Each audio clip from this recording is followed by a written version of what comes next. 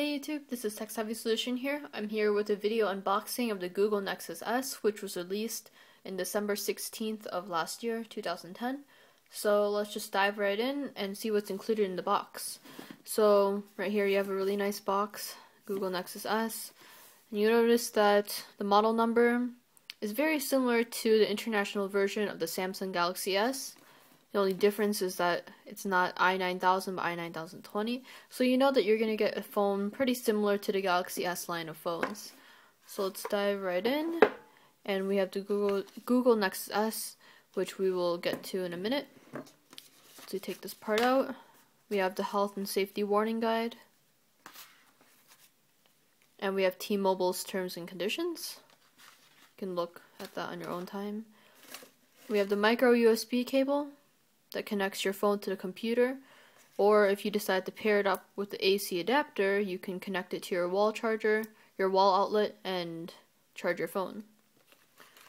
And you also have your headset made by Samsung that plugs into the 3.5mm headphone jack on your phone, which is the standard headphone jack, so you don't have to use their headphones necessarily. You can pair it up with your other, hopefully better ones.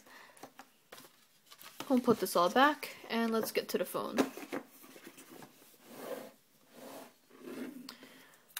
So as you can see, I already put a screen protector on it because I don't like scratching my screens. But you can see the physical aspects of this phone. It measures in at 4.88 by 2.48 by 0.43 inches. So height, width, and depth. So you can tell there's a very so slight curve in the screen, but I don't notice it at all. I think it's more like a gimmick that Google can say, oh, it makes your screen look better, but I don't really notice a difference. This thing weighs in at 129 grams, so it's not too heavy. It's actually pretty light. I find it to be lighter than my iPhone 4, even though the dimensions are bigger. So let's do some size comparisons with real-life objects so you can get a good grasp on how big this phone is. Because probably on the screen, my hands are unusually small, so you might have an inaccurate representation of me just holding the phone. So let's compare it with, first, my TI-84 calculator, which is ginormous. So it's not as big as that. Alright, yeah, that was pretty pointless. But for depth, we can compare it to my Scarlet Letter book, and you can see that the antenna looks about at the deepest, or at the thickest end of the antenna, looks about as thick as the Scarlet Letter book, but towards the middle of it, when it gets thinner, it's only slightly thinner than this book. If you were to compare it to a standard size notebook, the spirals, this is a 70-page notebook. So let's compare the thickness of it. See if you can. Alright, see the thickness, and it's about as thick as the thinnest part of the Samsung Galaxy S. If not, the notebook is a bit thinner. Let's compare next to a pack of gum, Stride gum. Take a look at that and the thickness. And then on the width, it's only slightly thicker than this pack of gum. So it's not that bad when putting into your pocket. Next we have a Chewy bar. It's not quite as tall as a Chewy bar, but at the thickest point of the antenna, it is about as thick. If not, then the Chewy bar is a bit thicker than the phone. Let's compare this with a dollar bill, at least for the width of it. It's about as thick as or about as wide as a dollar bill.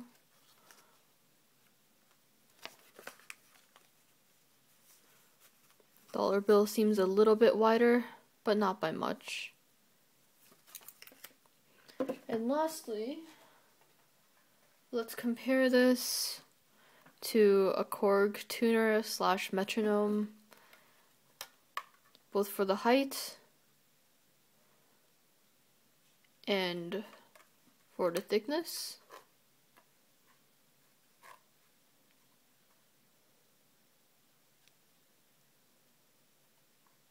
And there you go.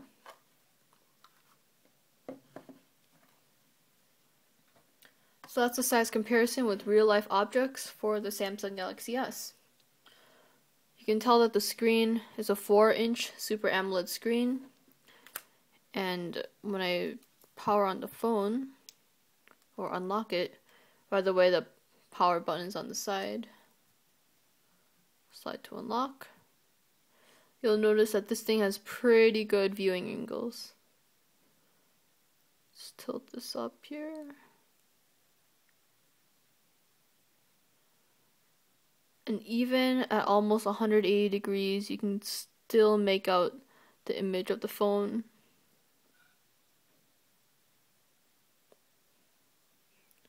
And again, I don't see how the curved display would help with the viewing angles, but I found it to be consistent, the screen to be consistent with the Galaxy S that I owned before. You have really good viewing angles. And also compares with the Apple iPhone 4 screen, though I think the colors and the saturation of the Super AMOLED screen is better than Apple's Retina display. Even though Apple's Retina display does have higher resolution, the colors itself are better on the Google Nexus S. So, if you look around the phone, you'll notice that up here you have the proximity sensor. And then you have a front-facing VGA quality camera, which is 0.3 megapixels. If you take out the battery, let's see how you would take this out. So you take it up from the top of the phone. And if you notice, unlike the HTC G2, you don't have a handy little switch to take the battery cover off. You just have to pry it off with your nails. And when you really take out the battery cover, you really notice how cheap the Nexus S feels. Like the plastic it's so light. It's like, it's not even like a paperweight. You can hear it when I drop it on the table. Anyways, underneath this light piece of material, you have the NFC chip, which is a near field communication chip, and it allows the Nexus S to communicate with objects nearby that also have this chip, which there aren't many at the moment. But if there were, then you'd be able to do things like use your phone as like a virtual credit card and like pay for items by like swiping and not even have to take out your wallet or anything. So I'm pretty sure Google will find some nifty use for it in future updates, but as of now I kind of find it pretty useless. Over here you have a 5 megapixel autofocus camera. And it shoots not 720p video, but DVD quality video. And it shoots at 30 frames per second. Although when you have low lighting conditions, it drops down to 16 frames per second, which isn't too great. Also under the hood, you have a 15 milliamp battery, which is more than the HTC G2's 1300 milliamp battery. And you're supposed to get a considerably good amount of talk time, standby time, and usage time on it, so I'm not too worried about this. So let's put the cover back on. You have your speakers up here. You also have the microphone up here, or down here, and the micro USB port down here, as well as your 3.5mm headphone jack. So in terms of hardware, we have a 1 GHz Cortex A8 Hummingbird processor, which is similar to Apple's A4 processor. This phone can be used on the 850, 900, 1800, and 1900 GSM bands. You can go on Edge, HSDPA, but no 4G when in terms of mobile networking. It has 512 megabytes of RAM like the iPhone 4 and the G2. However, if you were to compare it to the MyTouch 4G, you'll find that the MyTouch 4G has about 200 or more than 200 megabytes of RAM because it has 768 megabytes. And the Google Nexus S has 16 gigs of internal storage, but if you've noticed when I took out the battery cover again, there is no slot for a micro SD card. So this is sort of like the iPhone 4, but not really, because for the iPhone 4 you can buy a 32 gig model, but for the Google Nexus S you can only have a 16 gig model. So for you, like the people who record a lot of videos or like to store a lot of media, this phone might not be for you if you find that your library is greater than 16 gigs. Alright, moving on to the rest of the hardware. We have wireless or Wi-Fi capabilities of 802.11b, G, and N. Currently, we usually only use B and G, but when 802.11n becomes more popular, this phone will be ready for it. It's just a faster version of Wi-Fi. We also have Flash 10.1, which allows you, if you go to the web browser, to view Flash content on your phone as if you were on your desktop. So let's go to like engadget.com.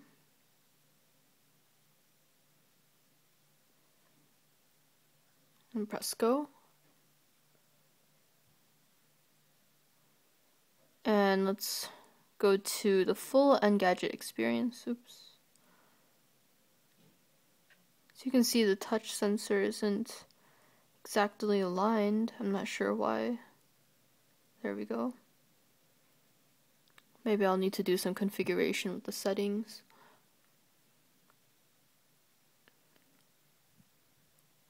So here is the stock Android browser, loading pages pretty quickly.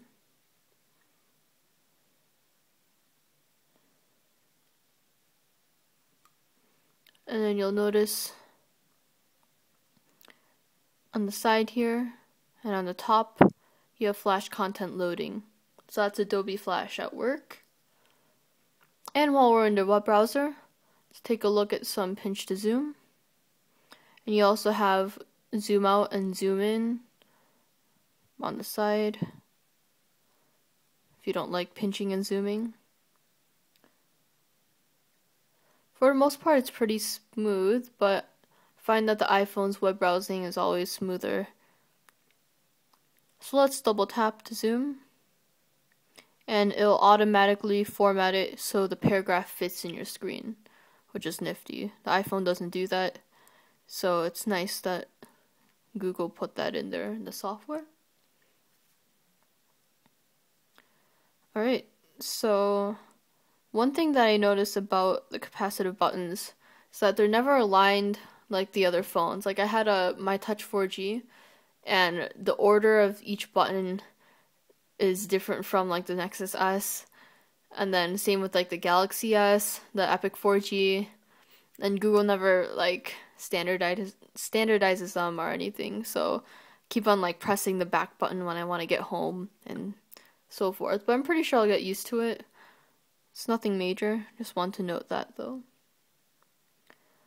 So let's take a look at the widgets. So we have to hold and then select the widget, or we could go to the menu and then add a widget. So you just have your standard widgets that come with the Google software. It's their analog clock. And then you have Google Voice Inbox. Never used that one before. And you also have some folders. So you can tap, hold to rename. And you can take a look at the new ginger red keyboard. A lot of people don't really like the change and would prefer to have like the old Android keyboard at least available as an option. but I don't really mind this keyboard. I think it's fine. And I like how they have punctuation on the top so I don't have to keep on switching. So let's say, hello, I am a folder. And you notice I spelled folder wrong, but they also have word selections on the top, which is pretty cool. So folder, and then punctuation, yay. And also something new about the keyboard. So if you look closely on the top row of the keyboard, you have your numbers. So my favorite number is 7. So let's hold down the U and it'll automatically go to 7.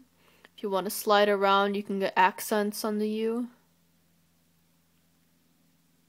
Otherwise, you can just select the 7. So that's pretty cool. We'll press OK. And if we wanted to add apps to this folder, then we can just hold and drag. And it's as easy as pie. Some other widgets you can add are rate places. This is something new. Something that I never used before. And here's your standard music widget.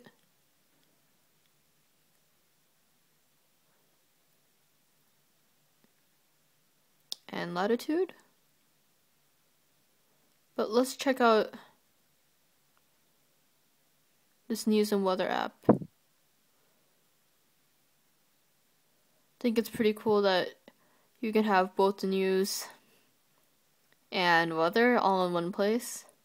And if you tap on an article, it automatically brings you to the Android browser for the article.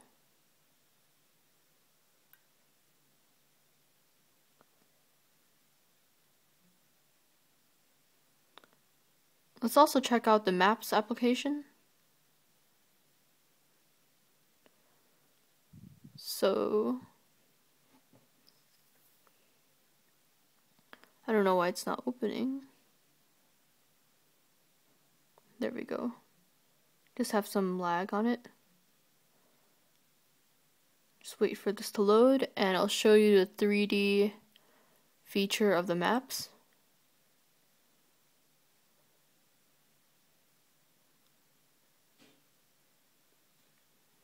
So as you can see, even though the Nexus S has some really great hardware, sometimes it doesn't exactly perform up to speed in terms of stability and smoothness. And I can tell you that I'm on the Wi-Fi network at my house, which is usually pretty strong. But here we just have to wait a bit for Google Maps to load. But if we zoom in, by using 2 fingers, we can change the orientation of the map. And better yet, if we use 2 fingers and slide up or down simultaneously. Alright, let's wait for this. Yep. You can change your view of the map. Make it into like 3D mode.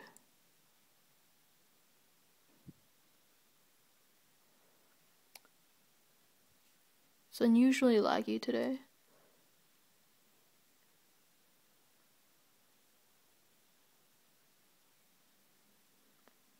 And then if you zoom in more,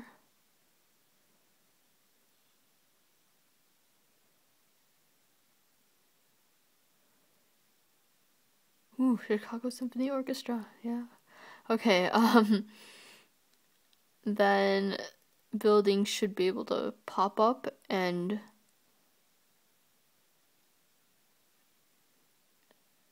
show you a more visualized form of the map.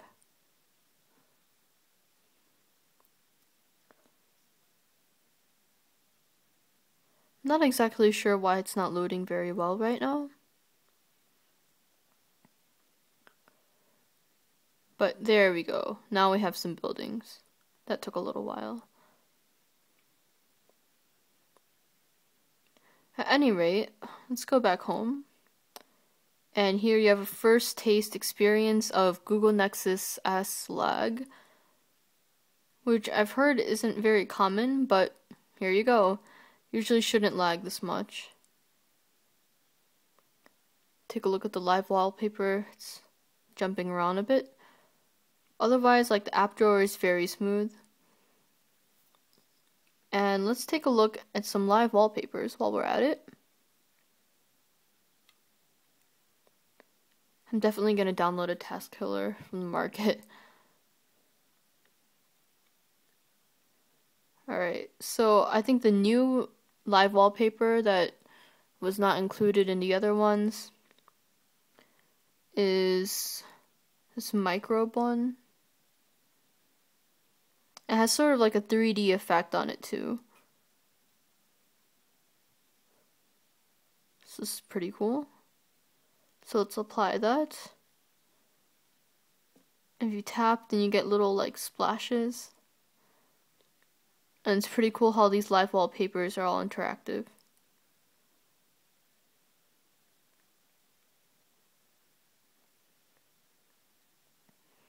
Alright, so this is a taste of the Google Nexus S. I hope you enjoyed this video unboxing and brief review. Thanks for sticking around, and I hope this helps you decide whether or not you want to buy the Google Nexus S. I'll be back with a more in-depth review, as well as a comparison with the iPhone 4. So I'll catch you guys later on the next video review or tutorial.